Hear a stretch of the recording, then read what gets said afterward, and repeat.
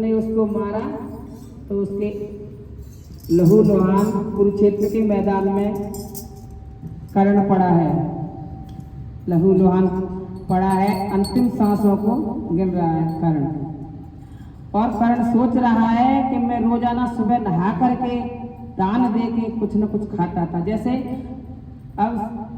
तबीयत ज़्यादा खराब हो या कुछ ऐसा हो कि मतलब ये देखे मनुष्य कि मतलब मेरी अंतिम यात्रा है, अंतिम सांस चल रही है, तो पता ना क्या क्या सोचता है। जैसे तबीयत खराब हो जब भी ऐसे सोचेगा कि जो अच्छे कर्म किए हैं क्या बुरे किए हैं, ऐसे सब विचार आते हैं जैसे मन में।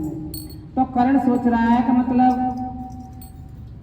मैं दान दे के सोने का रोज दान दे के कितना तब जाके कुछ खाता था, और आज मिट्टी में लहू लुहान अंतिम सांस गिन रहा हूं।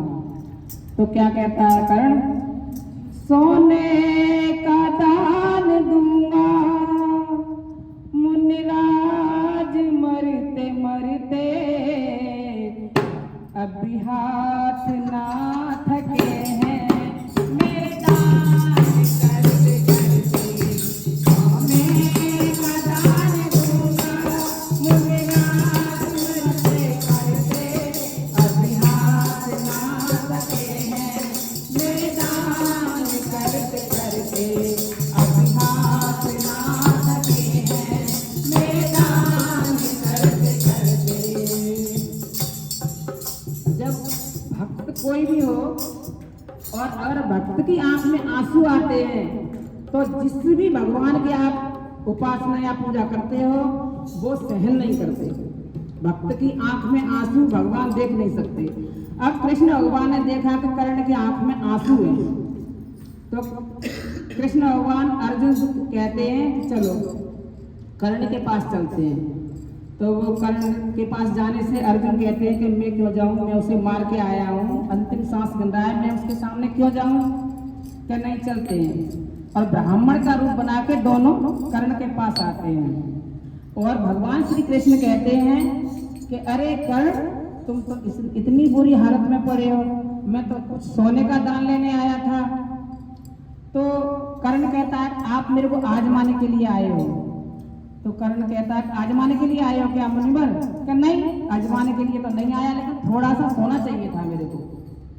तो कर्ण क्या कहता है, सोने का दान दूंगा मुनिराज मरते मरते, अभी हाथ ना थके हैं मेरे दान करते करते, अभी हाथ ना थके हैं मेरे दान करते करते। और कर्ण क्या कहता है, महलों में घर जो होते जो मांगते वो पाते, मैं दान करने वाले क्या मुझको आजमाते, महलों में घर जो होते जो मांगते वो पाते, मैं दान करने वाले क्या मुझको आजमाते, फिर भी मैं दान दूंगा, फिर भी मैं दान दूंगा मुनिराज मरते मरते, अभी हाथ ना थके हैं मेरे दान करते करते, सोने का दान दूंगा मुनिराज मरते मरते, अभी हाथ ना थके हैं मेरे दान करते करते। और फिर कर्ण ने क्या किया, कर्ण के मुख में एक सोने का दांत था, जैसे खोल लगवा लेते पहले के लोग थे ना, वो सोने का खोल लगवा लेते क्योंकि मरने के बाद पता ना कोई सोना मुंह में डालेगा या ना। अब तो ऐसे सोचते हैं कि अगर कितना कम से कम हो थोड़ा सा ही सोना डाले मुंह में, क्या है बेकारी, तो अब तो गए। लेकिन पहले के लोग बहुत चालाक थे, सोने के मतलब दांत या डाढ़ में मतलब खोल लगवा लेते थे जिससे कि मरने के बाद कोई डालो या नहीं। तो उसके मुंह में एक सोने का दांत था, उसने एक पत्थर उठाया कर्ण ने, और पत्थर उठा के अपने दांत में मारा, और मार के उसने एक दांत झटके से निकाल के और कृष्ण भगवान को देने लगा कि लो मुनिराज ये सोने का दान मांग रहे थे, थोड़ा सा ये सोना है। तो कृष्ण भगवान क्या कहते हैं, मुनिराज यो उचारा ये झूठा दान तुम्हारा,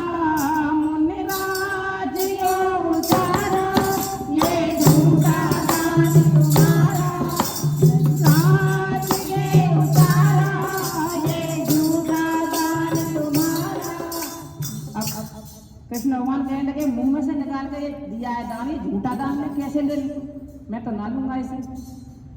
अब वो कहते हैं कहीं तो मुनिराज पहुंचे हुए हैं शायद कोई, और फिर कहते हैं कि मेरा धनुष बाण पड़ा है वो सामने, उसे उठा दीजिए। वो कह लगे मैं क्यों उठाऊं, कृष्ण भगवान कहने लगे मैं क्यों उठाऊं। तो कर्ण पेट के बल सरकते सरकते और धनुष और बाण दोनों उठाता है, और उठा के धरती में बाण मारा, निकली है जल की धारा। धरती में बाण मारा, निकली है जल की धारा। धरती में बाण मारा, निकली है जल की धारा। धोकर के दान दूंगा, मुनिराज मरते मरते। धोकर के दान दूंगा, मुनिराज मरते मरते। अभी हाथ ना थके हैं, मेरे दान करते करते। अभी हाथ ना थके हैं, मेरे दान करते करते। फिर कर्ण क्या कहता, कर्ण ने धोकर के दांत जो था सोने का वो धो करके भगवान को दे दिया। अब भगवान ने अपना चतुर्भुज रूप दिखाया है। कृष्ण भगवान अपने असली रूप में आ गए, शंख चक्र गदा पद्मधारी। भगवान श्री कृष्ण को देखते ही कर्ण एकदम और ज्यादा रोने लगा। और फिर कर्ण क्या कहता है, बोला है कर्ण दानी, थोड़ा तो रहम खाओ। बोला है कर्ण दानी, थोड़ा तो रहम खाओ। बोला है कर्ण दानी, थोड़ा तो रहम खाओ। जहाँ कोई नहीं जला हो, वहाँ मेरी चिता जलाओ। जहाँ कोई नहीं जला हो, वहाँ मेरी चिता जलाओ। अब कर्ण को मौका मिल गया, उसने सोने का दान दे दिया और भगवान ने अपना रूप दिखाया। तो उसने कही कि हे प्रभु, अगर आप मेरे को कुछ कहते हो तो मांगने के लिए कहते हो। कृष्ण भगवान कहने लगा आप कुछ वरदान मांगो, तो मैं क्या वरदान मांगू, मेरी तो आखिरी सांस चली हुई है, तो मैं क्या वरदान मांगू। तो मैं एक ही वरदान मांगता हूँ कि जिस जगह पे मतलब कोई कभी जला नहीं हो, उस जगह पे मेरे को जलाओ। तो ये अब जिम्मेदारी कृष्ण भगवान की थी, और कर्ण ने अपने प्राण त्याग दिए। बोला है कर्ण दानी, थोड़ा तो रहम खाओ। जहाँ कोई नहीं जला हो, वहाँ मेरी चिता जलाओ। अरमान रह न जाए, अरमान रह न जाए। ऋषिराज मरते मरते, अरमान ना थके हैं, मेरे दान करते करते। अभी हाथ ना थके हैं, मेरे दान करते करते। अब कर्ण तो गया, अब जिम्मेदारी रही श्री कृष्ण भगवान की। अब कृष्ण भगवान चारों तरफ तीनों लोगों में देखने लगे, कहीं ऐसी कोई जगह दिखाई नहीं दी कि जहां पे कोई चिता न जली हो कभी। ढूंढे से कृष्ण जी ने एक ऐसी जगह वो पाली। ढूंढे से कृष्ण जी ने एक ऐसी जगह वो पाली।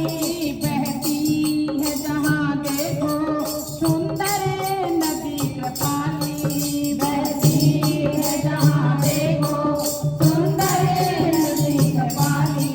कृष्ण भगवान ने बहुत ढूंढने के बाद उन्हें एक कृपाली नदी के तट पर एक सुई खड़ी करने के बराबर, सुई की नोक जो होती है, जैसे इतनी जगह दिखाई दी जहां कोई कभी जला नहीं था। अब सुई खड़ी करके उस पर चिता कैसे जलाई जाएगी। अब धरती में सुई गाड़ी, भगवान ने धरती में सुई गाड़ दी, क्योंकि सुई की नोक के बराबर ही जगह थी। धरती में सुई गाड़ी, उस पर हथेली धारी, अपने बायां हाथ उस पर रखा। कृष्ण भगवान ने सुई गाड़ी धरती में और बायां हाथ उस पर रखा। धरती में सुई गाड़ी, उस पर हथेली धारी, उस पर